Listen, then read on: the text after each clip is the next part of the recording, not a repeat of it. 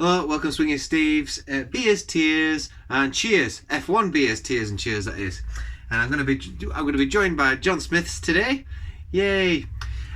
So this week are the Italian Grand Prix. Well, it certainly livened things up, and it's what the sport needed. The podium alone basically suggested that it was an exciting race, and I suppose it was. All thanks to safety cars. My one criticism is there weren't a lot of racing. There weren't a lot of. Yeah, we had the safety car brought a lot of excitement to the race, and we did see some overtaking. But once everything had settled down, cars weren't being able to get caught up with each other again. And Monza is a really fast circuit, and we've noticed it's similar in many ways to Montreal. It's got lots of straights, and Montreal for the last few years historically is a fantastic Grand Prix, but the last 3 or 4 years it's been really disappointing, been a bit of a bore fest, as has Spa. But yeah, we got a really good race, but only because of circumstances, only because of safety cars, really. Because if there wasn't a safety car, everything kind of was settling down before the safety cars started coming in and about and stuff. So yeah, so what way we're going to go with this one? I mean, I suppose there's quite a lot of talking points. So first of all, the qualifying was what it was. It was quite surprising to see Red Bull a little bit further down the order. I'll get my drink open. Yeah, it was quite surprising to see Red Bull a little bit further down the order, and McLaren's was certainly showing what they're made of, and it looked quite promising. But then the week before, it was Renault that was showing us what we're made of. Both the same engine, of course. So yeah, yeah, it were a good race, and the qualifying was, like I say, interesting. Obviously, Mercedes were well out on their own up at the front. Trying to think what else. So I kind of missed some of the race, you know. I think I missed the beginning of it. Because I noticed everything all kind of like wasn't quite as I thought it was at the start of the race, because Norris had got quite high up, and I thought, how's that happened?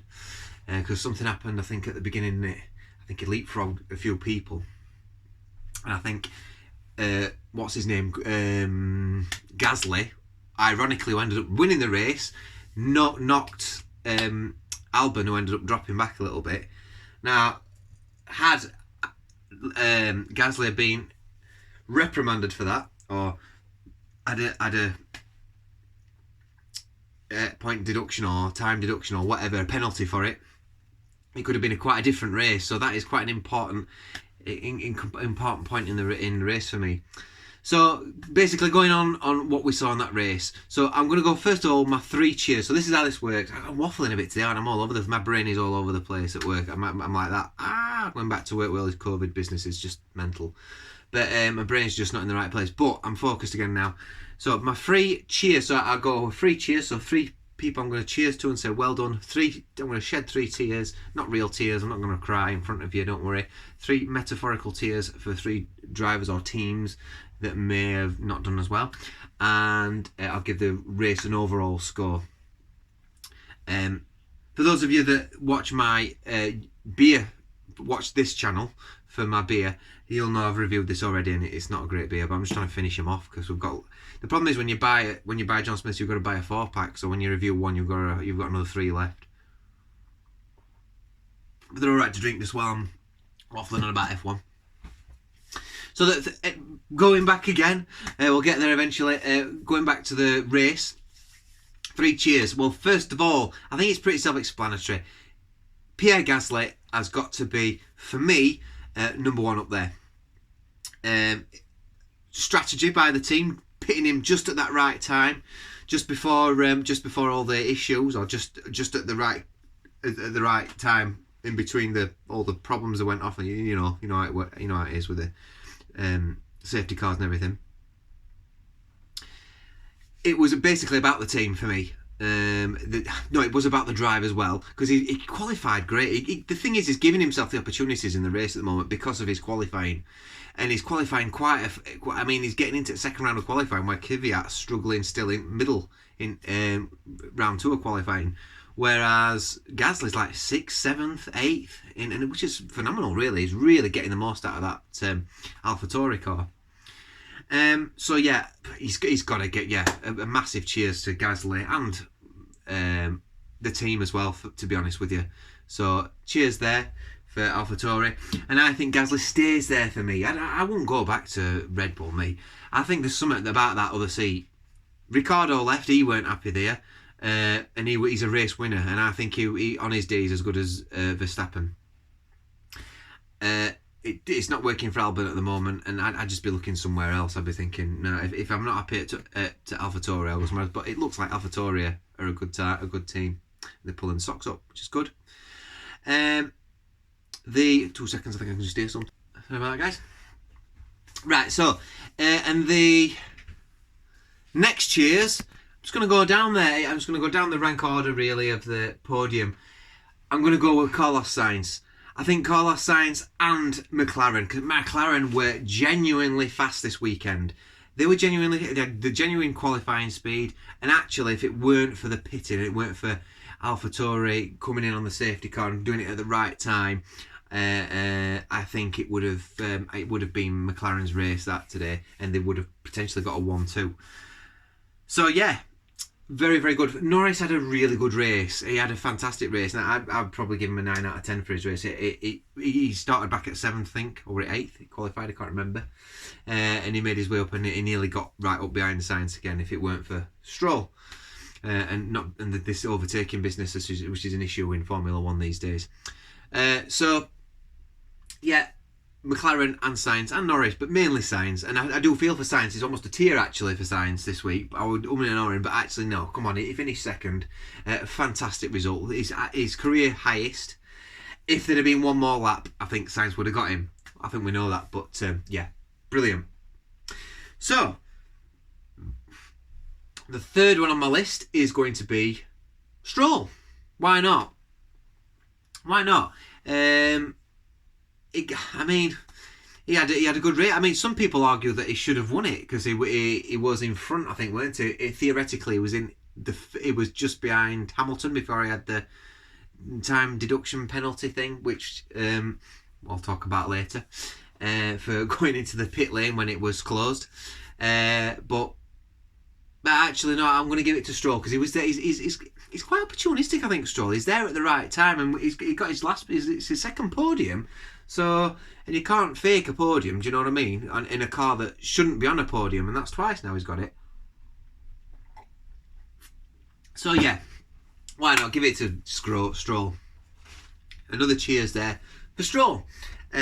So, yeah, fantastic podium. It's great to see all these lesser tier, or great to see just a mixture. So we've got AlphaTauri, fantastic seeing them up there, fantastic seeing Racing Point up there, and it's good to see McLaren back up there again, a British-based team.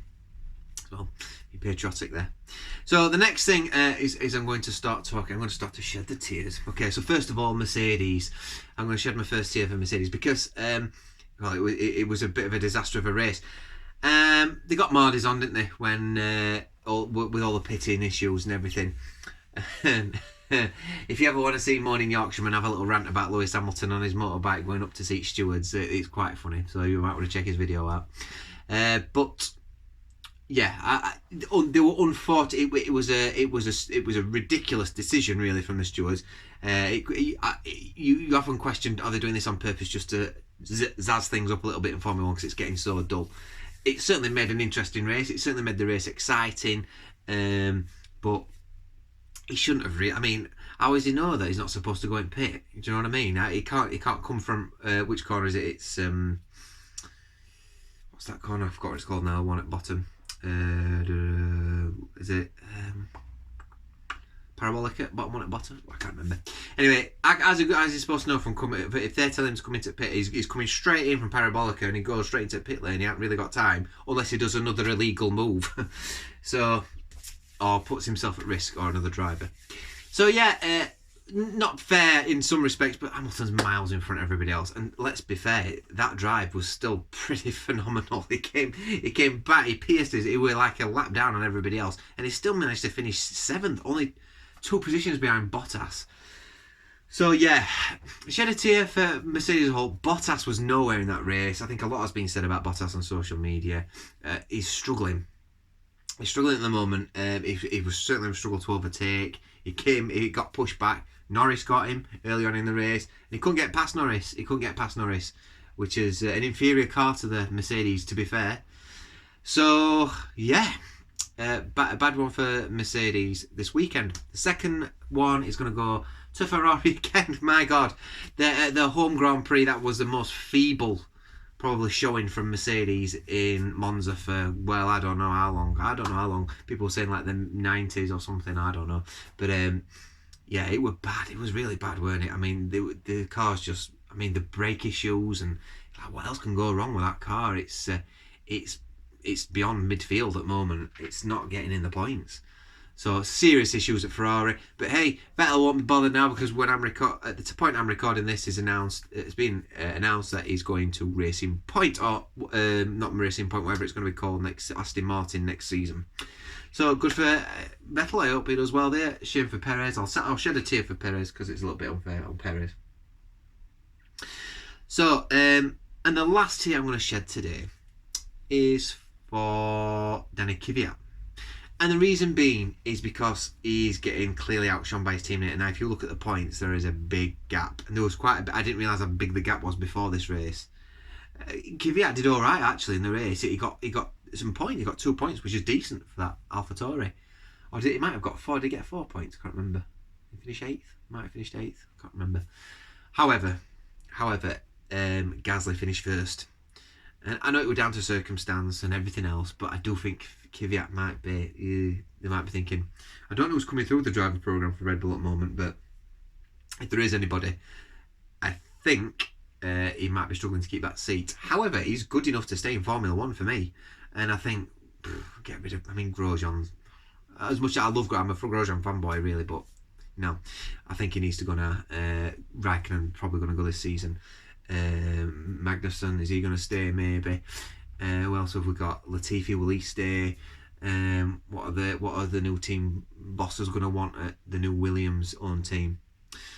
So just a word on Williams as well. So I'm going to shed a tear for Williams. Well, I'm shedding tears all over the place, but Williams for me have had a really they've been on decline now for the last 3 years. Is it down to them being stubborn and not accepting outside investment and trying to do everything alone? Probably. So maybe it's part of their own downfall, but they're the last really independent team in Formula 1. So it's sad to see them go. But I am on the fence a little bit in the sense that that team needs to move forward, and I don't think that ownership of the old school Williams team is what it needs. It needs a forward-thinking directive and, you know, outside investment, being part of Mercedes Pro, you know, whatever, I don't know, because I do feel like it needs to change, and it's a shame because everybody loves Williams, and I'm still going to love Williams even though the family aren't running it anymore, and hopefully it will keep the name and that name will still keep going through, but nearly everyone's had some involvement. Ross Brawn's had involvement, you know, Rob Smedley and this, that and the other. Loads of people were on the TV, all the drivers that have been there. That's where Coulthard started his career, at Williams, let's not forget. He took Senna's seat on that disastrous season.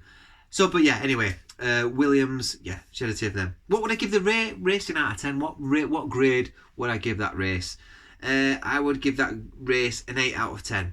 And some people are probably a little bit like, ooh, 8 out of 10, is that it? And I'm like, yeah, because on the grand scheme of things, when you think about all the races of all time, I'll probably remember that one. Definitely remember for the outcome. The outcome of the race, it's a 10 out of 10. But the actual race itself, you know, the podiums and everything, 10 out of 10. Yeah, the positions, really exciting in context to this season. But actually, for me, it's an 8 out of 10 because it was entertaining. It was very entertaining, but entertaining because of circumstance and because of safety cars, and there still weren't a lot of racing you'd expect in a really memorable race where people overtake you left, right, and centre. It was happening, and more than it has done in the last few races. Definitely a really good race. Definitely one to watch back. Definitely one to look back at some point when you're looking back at classic races. Possibly, yeah, probably. So yeah, that's my review of the Formula 1 Monza Grand Prix. So let me know your comments below. This is probably the last time I'm going to be doing it in the outhouse because it's going dark now. And I'll see you next time. Bye!